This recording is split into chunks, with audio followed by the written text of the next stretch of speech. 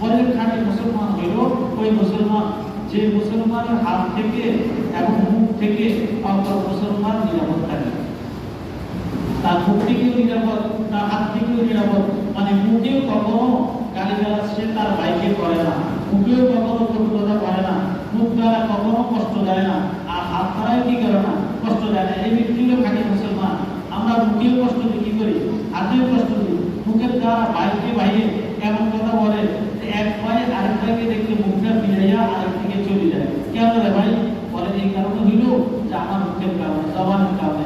আমাদের মহাকালীর কথা থাকলো যত দোষ হইল সুবার, যত দোষ কি সুবার, তো সেচ্ছে কি দিলে সেচ্ছে তো সুবার কারণে না, সেচ্ছে না আমি চেষ্টা করি তাহলে শেষাটা কি কারণে গেছে, সুবার কারণে গেছে। তাহলে সুবার যদি ঠিক হয়ে যায়, মুখ যদি ঠিক হয়ে যায়, তো সব ঠিক হয়ে যাবে। এজন্য রাসূলুল্লাহ সাল্লাল্লাহু আলাইহি ওয়াসাল্লাম বলেন আইয়াম বাইনা ইয়াদিহি ওয়া বাইনা রিজলাইহি আযমান লাহুল জান্নাহ। রাসূলুল্লাহ সাল্লাল্লাহু আলাইহি ওয়াসাল্লাম বলেন দুই সোয়ালের মাঝখানে কেউ যদি এই জায়গাটা এবং দুই রানের মাঝখানে এই জায়গাটা কেউ যদি আমার জামাই দিতে পারে, সে যদি আমাকে এই কথা বলতে পারে যে আমি এই দুই সোয়াল দ্বারা, দুই সোয়ালের মাঝখানে যে চিত্র দ্বারা আমি কখনো কোনো অন্যায় কাজ করবো না, আর দুই রানের মাঝখানে আমার যে জায়গাটা আছে এটা দ্বারা কোনো অন্যায় হবে না, তো রাসূল সাল্লাল্লাহু আলাইহি ওয়াসাল্লাম বলেন আমি তার জান্নাতের জিম্মাদার হয়ে গেলাম। তাহলে যদি আমার যদি মুখটা যদি ঠিক থাকে, তাহলে জান্নাতের জিম্মাদার কে? রাসূলুল্লাহ সাল্লাল্লাহু আলাইহি ওয়াসাল্লাম হয়ে যাবেন। তো রাসূলুল্লাহ সাল্লাল্লাহু আলাইহি ওয়াসাল্লাম যদি আমার জান্নাতের যদি জিম্মাদার হয়ে যায়, বলে আমার জান্নাতের যাইতে আর কোনো বাধা আছে নি? তাহলে জান্নাতে যাইতে বাধা কি? বলে আমার মুখ, এটাই হইল সবচেয়ে বাধা। তাহলে এখন থেকে আমি কি করবো? মুখকে কন্ট্রোল করবো। আমার মুখ আমার কন্ট্রোলে যেন থাকে, আমার মুখের দ্বারা যেন অন্য ভাই যেন কষ্ট না পায়। এই জন্য রাসূলুল্লাহ সাল্লাল্লাহু আলাইহি ওয়াসাল্লাম আরেক হাদিসের মধ্যে বলেন আসসুলুতু মান সাকাতা আযা মান সামাতা আযা। রাসূল সাল্লাল্লাহু আলাইহি ওয়াসাল্লাম বলেন মান সামাতা আযা, যে ব্যক্তি চুপ থাকলো সে নাজাত পেয়ে গেল, আর যে ব্যক্তি চুপ থাকলো না বুঝা গেল তার নাজাত নেই। অর্থাৎ মুখের দ্বারা আমাদের কি বিপদ হয়, মুখের দ্বারা মিথ্যা কথা হয়, মুখের দ্বারা সুগুলখুরি হয়, মুখের দ্বারা গালাগালি হয়। নেকের কাজ কতটুকু হয় বলেন? সকাল থেকে সন্ধ্যা পর্যন্ত যে পরিমাণ আমরা মুখকে চালাই এই পরিমাণ নেক বেশি হয় না গুনাহ বেশি হয়? গুনাহ বেশি হয়। আচ্ছা বলেন আমাদের মুখ এমন একটা মুখ, এই মুখের দ্বারা জিন দ্বারাও নিরাপদ নয়, ভিতরা কি নিরাপদ নেই, ভিতরাও আমাদের দ্বারা নিরাপদ নয়।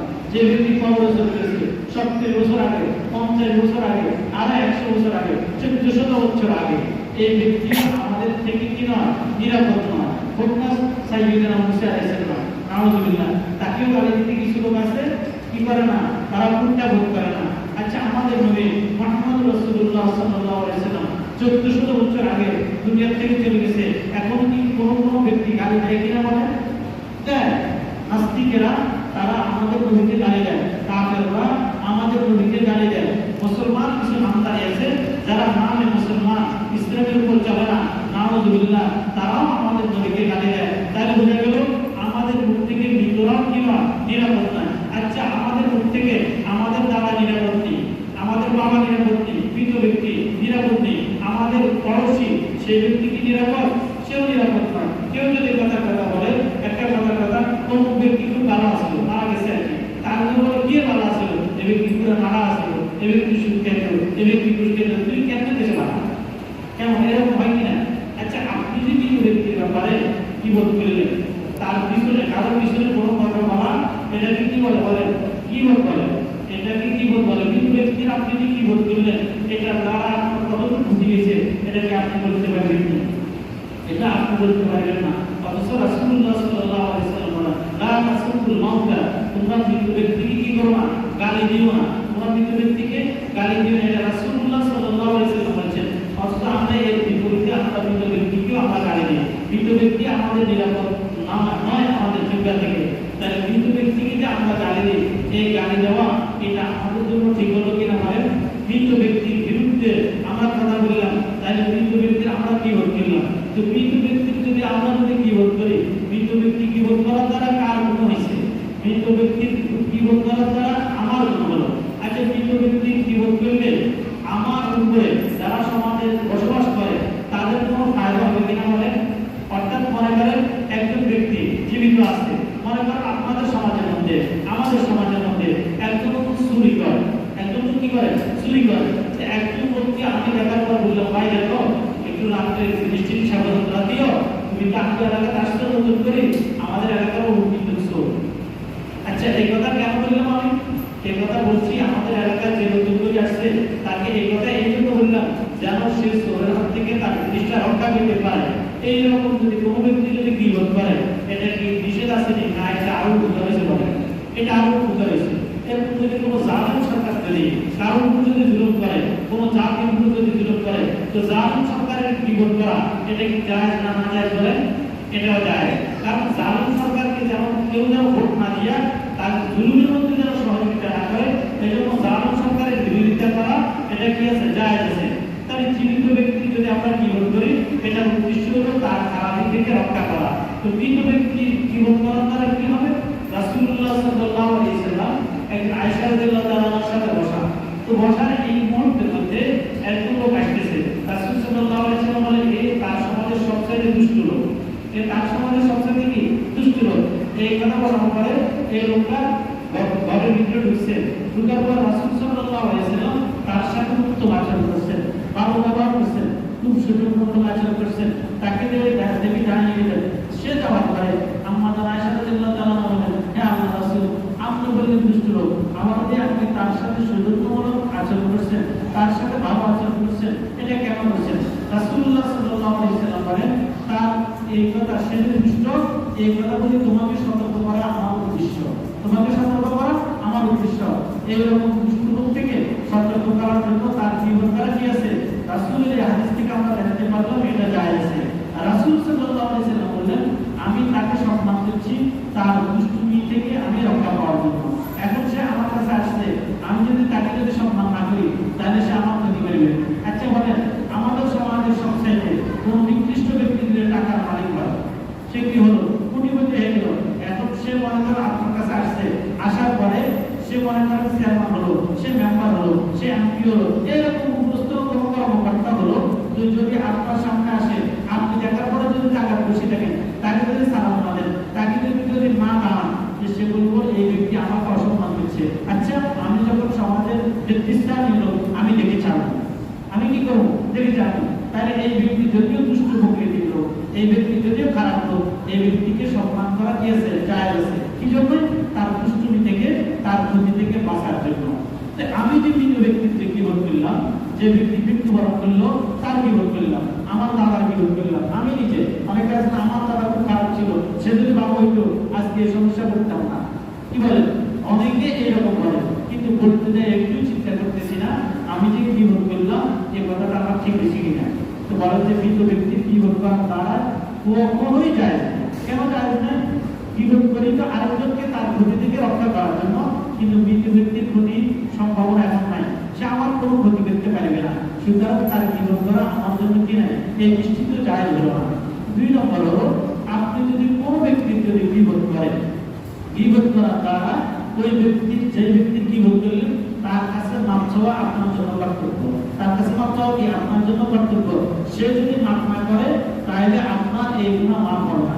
মনে করেন একটা কথা, সে চোর না, ডাকাত না, সে মনে করেন একটা কাজ করে, সে মিথ্যা কথা বলে, আপনি বললেন না কি এই ব্যক্তি মিথ্যা কথা বলে, এই ব্যক্তি মিথ্যা কথা সতর্ক করা অন্য ব্যক্তির কোনো উদ্দেশ্য না, আপনি কি করলেন? কোনো উদ্দেশ্য সতর্ক করা না, সতর্ক করা ছাড়া আপনি তার বদনামি করলেন, এটাকে কি বলবেন? কোনো উদ্দেশ্য ছাড়া, ইসলাম ছাড়া এই গীবত করার কারণে এবং ওই ব্যক্তির কাছে যদি আপনি মাপ না চান তাহলে এই গুনাহ আপনার মাপ হবে না। এখন এটার জন্য আপনি যদি মৃত ব্যক্তির যদি কি করেন, মৃত ব্যক্তির গীবত করলেন, মৃত ব্যক্তির বদনামি করলেন, মৃত ব্যক্তিকে গালাগালি করলেন। আচ্ছা মৃত ব্যক্তির দুনিয়ার মধ্যে আত্মীয় স্বজন আছে কিনা? আছে। কতজন আত্মীয় স্বজন আছে আপনার জানা আছে? আপনার মোটেও জানা নাই, আপনার মোটেও জানা নাই। কেমনে জানা নাই? একজন মৃত ব্যক্তির সন্তান, ছেলের সন্তান থাকতে পারে, মেয়ের সন্তান থাকতে পারে, মেয়ের সন্তানের বড় সন্তান হইতে পারে, ছেলের সন্তানের বড় সন্তান হইতে পারে। ওই মৃত ব্যক্তির মামা আছে দুনিয়ার মধ্যে, মৃত ব্যক্তির খালু আছে, মৃত ব্যক্তির অনেক আত্মীয় স্বজন আছে। এখন মৃত ব্যক্তির গীবত করার দ্বারা আপনি যে তার গীবত করলেন, তার যত আত্মীয় স্বজন আপনার এই কথাটা শুনতে তার গীবত যে করলেন সবার মানে কষ্ট দেবে। আপনি কতজনের কাছে যায় মাপ চাইবেন যে আমি আপনার বাবা, আপনার দাদা, আপনার ভাইরা, আপনার ভাগিনা গীবত করছি, আমাকে আমাকে একটু না করে দেন। আপনি কতজনের কাছে দেবেন? এই জন্য এই গীবত করার দ্বারা আপনার শুধু ক্ষতি হলো, আপনি মাপ চাওয়ার কোনো কি পেলেন না, সুযোগ পেলেন না। এই গীবত আপনার কখনো মাপ হবে না। এই গীবত করা কি কবিরা গুনাহ, এই গীবত আপনার কখনো মাপ হবে না। এই জন্য এইরকম কিন্তু ব্যক্তির গীবত করা এটা জায়েজ না। তাহলে আজকে থেকে আমরা কখন গীবত করবো বলেন? আজকে থেকে আল্লাহ যতদিন আমাদেরকে বাঁচিয়ে রাখে আমরা কখনো এরকম কিন্তু ব্যক্তির গীবত করবো না। রাসূল সাল্লাল্লাহু আলাইহি ওয়াসাল্লাম বলেন, উযকুরু মাহাসিনা মাওতাকুম ফাকুনতু মাসাবিকুম। রাসূল আরেকটা আমাদেরকে নসিহত করেন, উযকুরু মাহাসিনা মাওতাকুম, তোমরা শুধুই কিন্তু ব্যক্তিদের ভালোগুলো আলোচনা করবে, কিন্তু ব্যক্তি ভালোগুলো আলোচনা করবে। অর্থাৎ একজন যখন মারা গেছে তা আপনি কথা বলতে পারেন, মাশাআল্লাহ ওনাকে দেখলাম 5 ওয়াক্ত নামাজ মসজিদের মধ্যে পড়ে, তখন ওনাকে টুপিটা মাথার থেকে করতে দেখতাম না, সকাল বিকাল উনি জিকির করতেন, উনি উপরে সবটা করতেন, উনি মাশাআল্লাহ আওয়াজ করছেন, উনি সুন্নতি জামা পরিধান করতেন। এরকম কি ভালো আমাদের সমাজের মধ্যে যত লোক মারা গেছে, আচ্ছা প্রত্যেকটা লোকের সব কাজ কি খারাপ না? সব লোক সব কাজই ভালো, ভালোর মধ্যে মিলে যাই তো একটা লোক। তা আপনি তার মন্দটা বললেন না, তার ভালোটা করেন, তার ভালোটা কি করেন? ভালোটা আলোচনা করেন। আচ্ছা ভালোটা আলোচনা করলে কি হবে? ভালোটা আলোচনা করলে 2 লাখ, নগদ লাভ হইব। আপনার যদি দাদার কেউ যদি আলোচনা করে, আমি যেমন মাহফিলের মধ্যে আলোচনা করলাম, আমাদের মাদ্রাসার সব সময় মাদ্রাসার সহযোগিতা করতেন, মাদ্রাসার আশেপাশে থাকতেন, মাদ্রাসাকে পাহারা দিতেন। মনে করেন ইসমাইল ভাই মক্কাতারি ব্যাপারে ইসমাইল ভাইয়ের কথা বললাম যে উনি আমাদের মাদ্রাসায় সবসময় বসে থাকতেন, 5 ওয়াক্ত নামাজ মসজিদে পড়তেন। ওনার মতে এরকম খাই আমাদের মাদ্রাসায় কমই ছিল। আচ্ছা এখন ওনার সন্তানাদি আছে না দুনিয়ার মধ্যে? ওনার মেয়ের সন্তানাদি আছে, ছেলের সন্তানাদি আছে, আরো তো আত্মীয়-স্বজন আছে। যতজনের কানে আমার এই আওয়াজটা বুঝবে অতজনের কি খুশি হবে না নারাজ হবে? বলে কতজনের খুশি হবে? তাহলে খুশি হওয়ার দ্বারা আমার কি ফায়দা হলো না ক্ষতি হলো? বলে আমার কত ফায়দা হলো। ওরা আমাকে দেখলে অন্তত সালাম একটাই যত দিবে যে হুজুরে আমার বাবা, আমার শ্বশুরের, আমার নানা, আমার মামার প্রশংসা করছে। সুতরাং হুজুরের সাথে আমাদের স্বার্থপূর্ণ আচরণ করা দরকার, হুজুরের সাথে আমাদেরও সম্পর্ক রাখার দরকার। কি বলেন? আমাদের একটা লাভ হলো না? দ্বিতীয় লাভ হলো, কেউ যদি কারো প্রশংসা করে, ভালো প্রশংসা করে, এতে আল্লাহ তাআলা খুশি হন, এতে আল্লাহ তাআলা কি হন? খুশি হন। আরেকটা আমার একদম খেয়াল করে বাবা আমার আম্মা যা বলতেন যে কিন্তু ব্যক্তি কখনো যখন কোনো ব্যক্তি মারা যায়, কোনো ব্যক্তি মারা গেলে এই ক্ষমতা এই ব্যক্তি খারাপ বলিও না। আর আমরাও কি করি? জানাজার পরে আমরা কি করে জিজ্ঞাসা করি এই ব্যক্তি ভালো ছিল না খারাপ ছিল? কিন্তু আমরা আপনারা জিজ্ঞাসা করেন এই ব্যক্তি কি খারাপ ছিল না ভালো ছিল? তো সকলে চিৎকার দিয়ে করে ভালো। কি ছিল? ভালো ছিল। একবারে খারাপ হলেও মানুষ কি বলে? ভালো ছিল। এ কথা বলে কিনা? এটাও এই হাদিসের আলোকে। উযকুরু মাহাসিনা মাওতাকুম, তোমরা মৃতদের সবসময় ভালো বিষয়গুলাই আলোচনা করো। যে মৃতদের যদি ভালো বিষয় আলোচনা করা হয় কি লাভ হবে? হাদিসে পাকের মধ্যে আছে কোন ব্যক্তি যদি মৃতদের যদি ভালো বলে যদি আলোচনা করে কোনো কারণে মৃত ব্যক্তি জাহান্নামী হয়ে গেছে, মৃত ব্যক্তি কি হলো? জাহান্নামী হয়ে গেল। তার বদ আমলের কারণে তাকে জাহান্নামে আল্লাহ তাআলা দিয়ে দিলেন। এখন আমি আপনি প্রত্যেকটা ব্যক্তি যদি বলি এই কথা যে অমুক লোকটা ভালো ছিল, আল্লাহ তাকে জান্নাতবাসী করেন, এই কথা বলতে আমাদের কোনো পয়সা খরচ হয়েছে, কোনো টাকা খরচ হয়েছে? এই কথাটা বলতে সমস্যা নেই। কেন এত বিভ্রমতা করে? আমরা এখন থেকে বলবো এই ব্যক্তিটা মাশাআল্লাহ ভালো ছিল, আল্লাহ তাকে জান্নাতবাসী করেন। আমার এই দোয়াটা যদি কবুল হয়ে যায়, আমি যদি ভালো ব্যক্তি বলি, এটা ফেরেশতারা শুনেন, ফেরেশতারা সাক্ষী দিয়েছেন, বলে এটা আল্লাহ তাআলাও শুনেন, তা আল্লাহ তাআলা তার ফয়সালা ভালো করেন, আল্লাহ তাআলা তাকে জান্নাত দিয়ে দেন। এইজন্য রাসূল সাল্লাল্লাহু আলাইহি ওয়াসাল্লাম বলেন কি উযকুরু মাহাসিনা মাওতাকুম ওয়া কুনতু মাসাবিকুম, তোমরা তাদের খারাপগুলা আলোচনার মধ্যে আনিও না। তাহলে এখন থেকে আমরা মৃত ব্যক্তিদের খারাপ ভাষা, খারাপ বিষয় আলোচনা করব না। আমরা অনেকে বলি আল্লাহ জান্নাতবাসী করবো মুখে একখানি নাড়া ছিল, আর প্রথম কি আল্লাহ তাকে কি করো? জান্নাতবাসী করো, একবারে নাড়া ছিল। তো প্রথমে কইছেন আপনি বলেছেন জান্নাতবাসী করে বললেন, পরে একেবারে নাড়া ছিল। এই কথাটা বলা কি ঠিক আছে? বলেন এই কথাটা বলা কি ঠিক হয়? তাহলে শুরু থেকে শেষ কি নেই আমাদের মিল নেই, এরকম যেন হয়। আল্লাহ তাকে জান্নাতবাসী করো, লোকটা কি ছিল? ভালো ছিল। কেউ যদি খারাপ কথা বলবো আমরা বলে দেবো ভাই মারা গেছে, খারাপ তার না বলাই ভালো। হাদিসের মধ্যে নিষেধ আছে। এখন থেকে আমরা কি করে দেবো? এরকম নিষেধ করে দেবো। তাহলে আল্লাহ তাআলা কোরআনে কারিমে আমাদেরকে হুকুম করেন ইন্নামাল মুমিনুনা ইখওয়াতুন, তোমরা প্রত্যেক মুমিনের সাথে ভাই ভাই হিসাবে চলো, একজন আরেকজনের সাথে কি করো, ভাই ভাই হিসাবে চলো। তা আল্লাহ তাআলা আমাদের পরামর্শ দেন, এই যে ভাই ভাই চলতে যাইবা, ভাই ভাই চলতে গেলে সমস্যা কি? একজন আরেকজনের সাথে ভাই ভাইয়ের সম্পর্ক কেন টিকে না? কি কারণে একজন ভাইয়ের সাথে মন্দ আচরণ হয়? কি কারণে ভাই ভাই টিকে না? তা আল্লাহ তাআলা পরবর্তী আয়াতের মধ্যে এটা আল্লাহ তাআলা তুলে ধরতেছে। সেটা কি? ইয়া আইয়ুহাল্লাযীনা আমানু লা ইয়াসখার কওমুন মিন কওমিন আসা আন ইয়াকুনু খায়রান মিনহুম। আল্লাহ তাআলা বলেন, হে ঈমানওয়ালাগণ, লা ইয়াসখার কওমুন মিন কওমিন, তোমরা একটা জাতি আরেকটা জাতিকে, একটা গোত্র আরেকটা গোত্রকে, এক বংশের লোক আরেক বংশের লোককে, এক বাড়ির লোক আরেক বাড়ির লোককে নিয়ে ঠাট্টা বিদ্রুপ করিও না, ঠাট্টা বিদ্রুপ করিও না।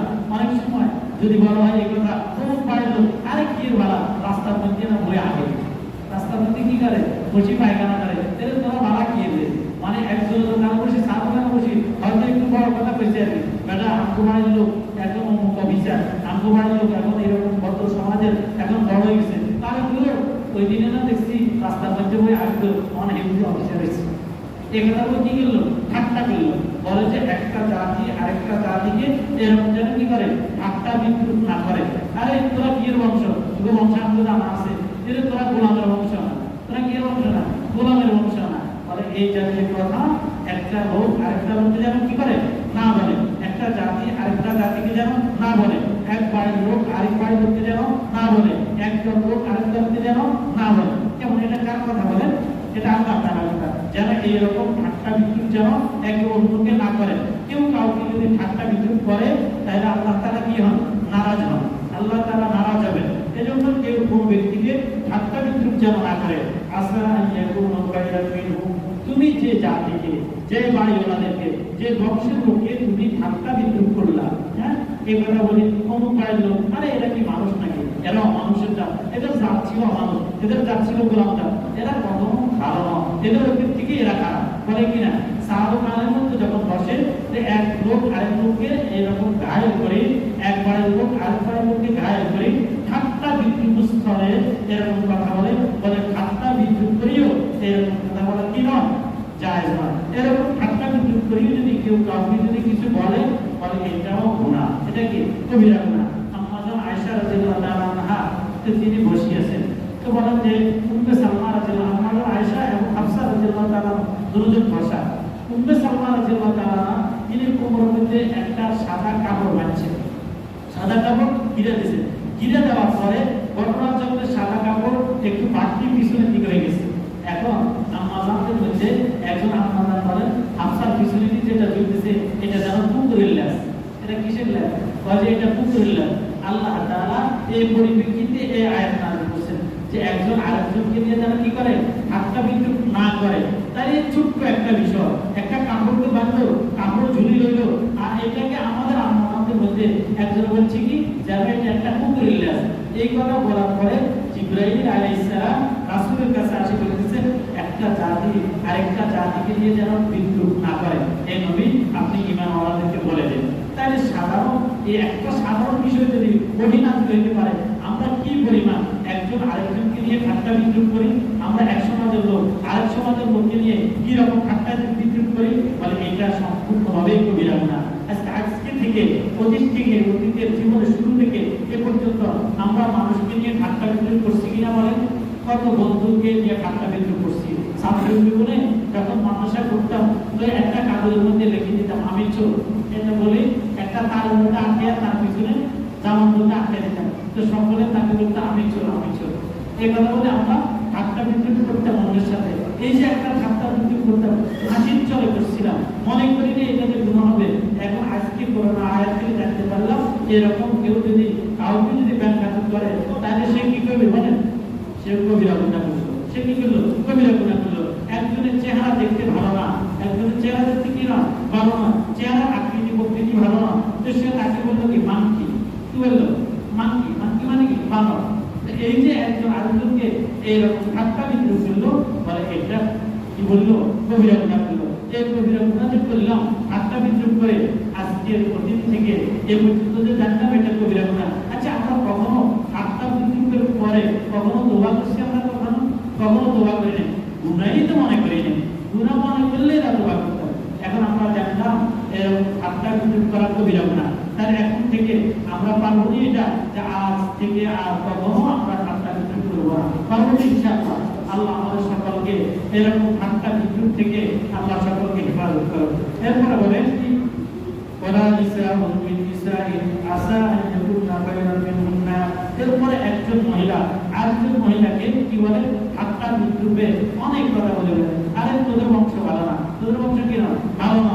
একজন মহিলা আরেকজন মহিলাকে জগরাস্তানে অনেক কথা বলে, আরে আমরা সত্যি বংশের লোক, তোরা পানবাড়ি বংশের লোক, বা আমরা সত্যি বংশের লোক, তোরা প্রমুখ বংশের লোক, এই কথা বলি, তোরা মানি বংশের লোক। আর এই সমস্ত কথাগুলো বলি ঠাট্টা বিদ্রুপ করে, আর এইরকম কথা বলা ঠিক না। একজন মহিলা আরেকজন মহিলাকে ঝগড়া করতে যায় এই কথা বলা ঠিক না। এক মহিলার কথা কেমন লিখেছে বলে মহিলারাই বেশি ঝগড়া করে, মহিলারা কি করে বেশি ঝগড়া করে, ঘরের মধ্যে ছোট বিষয় নিয়ে ঝগড়া করে, বড় বিষয় নিয়ে তো মারামারি তো শেষে নাই, মারামারি তো কি নাই শেষ নাই। স্বামীর সাথে সামান্য বিষয় নিয়েও কি করে ঝগড়া করে। কোনো কারণে যদি আজকে যদি কোনো একটা কিছু না আনতে পারে, 10টা সদাই কথা বললো, কথা 9টা সদাই আনলো, একটা সদাই যদি আনলো না তো 9টার সদাই শুকরিয়া আদায় না, একটা কেন আনলো না এটা নিয়ে ঝগড়া, একটা কেন আনলো না এটা নিয়ে ঝগড়া। ঈদের সময় সবার কথা সবাইকে ভালো আনলো, তারটা একটু খারাপ করলো, তো বলে তোমার জীবনে আমার জন্য ভালো কিছু কখনো আমার নাই, কখনো কোনো কিছু কারণে আম নাই। এজন্যই কোরআনে কারিমে আল্লাহ তাআলা বলেন ওয়ালা নিসাউন মিন নিসাইন, একজন মহিলা আরেকজন মহিলার সাথে যেন অসদাচরণ যেন না করে, একজন মহিলা আরেকজন মহিলার সাথে যেন অসদাচরণ যেন না করে। ঘরের মধ্যে সবচাইতে যুদ্ধ কার লাগে, বউ শাশুড়ি ঝগড়া সবচাইতে বেশি। তো বউ তো নিজের স্ত্রী, শাশুড়ি নিজের কি হয় মা হয়, তো দুজনেই তো আমার একজন যদি ডান হাত হয় আরেকজন বাম হাত, একজন যদি ডান চোখ হয় আরেকজন বাম চোখ, আপনি কার পক্ষে নেবেন, কার পক্ষ নেবেন? বউয়ের পক্ষ নিলে মা নারাজ, মার পক্ষ নিলে বউ নারাজ। তো বলে যে দেখো তোমরা মহিলারা একজন আরেকজনের সাথে এরকম ঝগড়া করো না, একজন আরেকজনকে ঠাট্টা বিদ্রুপ করো না, একজন আরেকজনকে ঝগড়া হওয়ার মতো কথা বলো না। এটা কার হুকুম বলেন? আল্লাহ তাআলার হুকুম। বলা আসা আন ইয়াকুনা খায়রান মিনহুন্না, তুমি যাকে তুচ্ছ তাচ্ছিল্য করে কথা বলতেছো, যাকে তুমি ব্যঙ্গাত্মক করে কথা বলতেছো, হতে পারে ওই মহিলা তোমার চাইতে উত্তম, মহিলা তোমার সাথে কি উত্তম। অনেক সময় মা বৌমাকে কি বলে, আরে তোর যদি আমার পুত্রকে বিবাহ করে না আনতাম যে তোরে কেউ নিত না, ঘরে পড়ে থাকবে, এরকম কথা বলেন। আর কিছু যে বাড়ি তোর মতো ভাড়ি বিয়ে তার কে বিয়ে করাই ধরে, আমি না বিয়ে করাইছি, এরকম কি বলে শাশুড়ি বলে বলে। আমার বউ অনেক সময় বলে আমি আপনাকে যেরকম সম্মান করি জগতের কেউ এরকম সম্মান করল না, আমরা যে জগতে আমাদের মধ্যে এরকম মহিলা আছে, কি বলে না? আল্লাহ তাআলা বলেন একজন মহিলা আরেকজন মহিলাকে এই জাতীয় কথা যেন না বলে। তাহলে আল্লাহ তাআলা মহিলার কথা স্পষ্টভাবে উল্লেখ করছে না, হুজুরের মানে বলছে বলে না। কোরআনে কারিমের 11 নম্বর আয়াত সূরা হুজুরাতে বলে যে একজন মহিলা আরেকজন মহিলাকে এই জাতীয় কথা যেন না বলে। তাহলে আজকে থেকে মহিলারা আশা করি যারা বয়ান শুনতেছেন এনারা এরকম কথা বলবেন না। আল্লাহ আমাদেরকে বুঝার তৌফিক দান করেন। এরপরে বলো ওয়ালা তালমিজু আনফুসাকুম ওয়ালা তানাবাযু বিল্লাহ ওয়ালা তালমিজু আনফুসাকুম, আর তোমাদেরকে বলি তোমরা পরস্পরে একজন আরেকজনকে খোঁটা দিও না, একজন আরেকজনকে খোঁটা দিও না। আমাদের সমাজের মধ্যে খোঁটা দেয় কিনা? আরে দেয় কিনা? দেয়, বেশি বেশি খোঁটা দেয়। তো আব্দুল বলার হেনা মুখ থেকে না বড় হয়েছে, অন দেখছে আমার সামনে দিয়ে কেমনে চলে, এখন আমার সামনে দিয়ে সে কেমনে চলো, অমুক দলে না করেছে, উদ্দিনে না করেছে, আর আমার টাকা দিয়ে না সে পড়ালেখা করছে, আমি আমার টাকা দিয়ে তারে পড়ালেখা করাইছি। আবার কেউ যদি জোরে কথা বলবে না, সোনামা মানের দিকে আমি না তোরে খাবার বড় দিচ্ছি, আমি তো তোরে কি করছি খাওয়া বড় দিচ্ছি, আর অমুক দিতে না তোরে আমি 10 টাকা দিচ্ছি না, অমুক সময় আমার থেকে 20 টাকা দিচ্ছি, অমুক সময় মানে আমার থেকে 500 টাকা দিচ্ছি। আল্লাহ তাআলা বলেন ওয়ালা তালমিজু আনফুসাকুম, একজন আরেকজনকে কি করো না খোঁটা দিও না। এবং রাসূলুল্লাহ সাল্লাল্লাহু আলাইহি ওয়াসাল্লাম বলেন কোন খোঁটা দানকারী বেহেশতে যাবে না। যারা কি করে একজন আরেকজনকে খোঁটা দেয় সে ব্যক্তি কোথায় যাবে না? বেহেশতে যাবে না। তাই আপনি খোঁটা দান করার কারণে আপনার অতীতে বা টাকা দিয়েও যদি কারো উপকার করে থাকেন তো আপনি খোঁটা দান কইরা আপনার সমস্ত উপকারগুলো এক কথাতেই আপনি বিনষ্ট করে দিবেন। অর্থাৎ কোনো ব্যক্তি কারো যদি উপকার করে পরবর্তী যদি খোঁটা দেয় তার উপকার তো তার রইলই না, এটাই আমাকে আল্লাহ তাআলা বিনষ্ট করে দিবেন। তাহলে খোঁটা দিব নি মানে আমরা একজন আরেকজনকে কি দিব না? খোঁটা দিব না। তাহলে আল্লাহ তাআলা বলেন ওয়ালা তালমিজু আনফুসাকুম ওয়ালা তানাবাযু বিল আলকাব, তোমাদেরকে একটা বেজালের কথা বলি, সে বেজালের কথা হলো তোমরা আরেকজনকে খারাপ ভাষায় খারাপ উপাধিতে ডেকো না, খারাপ উপাধিতে কি করো না, ডেকো না। যেমন একজন বেশি কালা, একজন কি কালো, তো হেরে দেখি কালা বুঝে যাচ্ছে, তার সুন্দর নাম আছে না, মনে করেন তার নাম আব্দুল খায়ের, আবুল খায়ের, এরকম আব্দুল খায়ের, আব্দুল মালিক, সুন্দর নামে আছে, কিন্তু আমরা সে কালা হওয়ার কারণে তারা বলে কাল্লা, এ কাল্লা কোনায় যাচ্ছে, এ কালা ছাড়া কোনায় যাচ্ছে, এটা যে কথা বলা এটা কি না বলেন জায়েজ নাই। তাই একজনকে এভাবে বলা জায়েজ নাই। আরেকজন ল্যাংড়া মানে একটু ঘোড়ায় হাঁটে আর কি, তা আমরা তাকে দেখি কি করি, এ ল্যাংড়া মেয়ে কই যাও, এ ল্যাংড়া মেয়ে কই যাও। আবার অনেক সময় কারো ঘোড়া উঠছে একটু ল্যাংড়ায় হাঁটে আর কি, ঘোড়া উঠার কারণে তাহলে আমরা ল্যাংড়া মেয়া বলি। আরেকজন চোখ কানা, তাকে আমরা কানা মেয়া বলি। মানে এইরকম কানা মেয়া, ল্যাংড়া মেয়া, এরকম খারাপ উপাধিতে ডাকা, এটা আল্লাহ তারা কি করেন, নিষেধ করেন। আল্লাহ তাআলা বলেন ওয়ালা তানাবাযু বিল আলকাব, এরকম খারাপ উপাধিতে একজন আরেকজনকে ডেকো না। একজন এরকম একজনকে কানা বলা, ল্যাংড়া বলা, তারপরে একজন মাথা চাচ্ছে আর কি, তো এর বলা কি, এ চুল্লা মেয়া কই যাও, বলে না এ টাকলা মেয়া কই যাও। মনে করেন মাথার মধ্যে চুল নাই, তো এ টাকলা আর কি, এখন বলে টাকলা মেয়া কই যাও। আরে তার টাকা হয়েছে আর কি মাথার মধ্যে চুল না থাকার কারণে, তার ভালো একটা নাম আছে না, তার নিজের তাকে টাকলা মেয়া উঠতেছেন, এটা তো আপনি কবিরা গুনাহ করতেছেন। তার দাদা বলেন এরকম ভাবে ডাকা যাবে না, এরকম আমরা ডাকবো না, ডাকবো তো ইনশাআল্লাহ না, ডাকবো না। আল্লাহ আমাদেরকে মাফ করেন। বিসাল ইসমুল ফুসুক বাদাল ঈমান, আল্লাহ তাআলা বলেন ঈমানের পরে সবচেয়ে নিকৃষ্ট হলো কাউকে এরকম নামে ডাকা, কাউকে এরকম নামে ডাকা ঈমানের পরে সর্বোচ্চ নিকৃষ্ট, কাউকে খারাপ উপাধিতে ডাকা। মনে করেন একজন লোক সুদ খায় আর কি, তো খায় সে গুনাহ করে, এখন আপনি তাকে দেখলে বলেন সুদি আলম, কথা তার নাম শেষে আলম আছে আর কি, তা আপনি বললেন সুদি আলম, সুদের বা সুদি কারবারকারী, এরকম নামে কি করেন না, ডাকিয়েন না। আল্লাহ তাআলা বলেন এটা আল্লাহ তাআলা কি করে না, পছন্দ করে না। তাইলে সে সুদ খাইলেও আমরা তাকে সুদি বলে কি করবো না, ডাকবো না। সে ঘুষ খাইলেও আমরা তাকে ঘুষখোর বলে কি করবো না, ডাকবো না। তার গুনাহ তার সাথে আছে, তার গুনাহ কি আছে, তার সাথে আছে, তার গুনাহের জন্যই সে আল্লাহর কাছে জবাব দিবে। কিন্তু আমরা আল্লাহ তাআলা কি বলছেন, বিসাল ইসমুল ফুসুকু বাদাল ঈমান, ঈমানের পরে সবচেয়ে নিকৃষ্ট হলো কাউকে এরকম নামে ডাকা। তাহলে আমরা কি করবো না, ডাকবো না। আল্লাহ আমাদেরকে বুঝার তৌফিক দান করেন।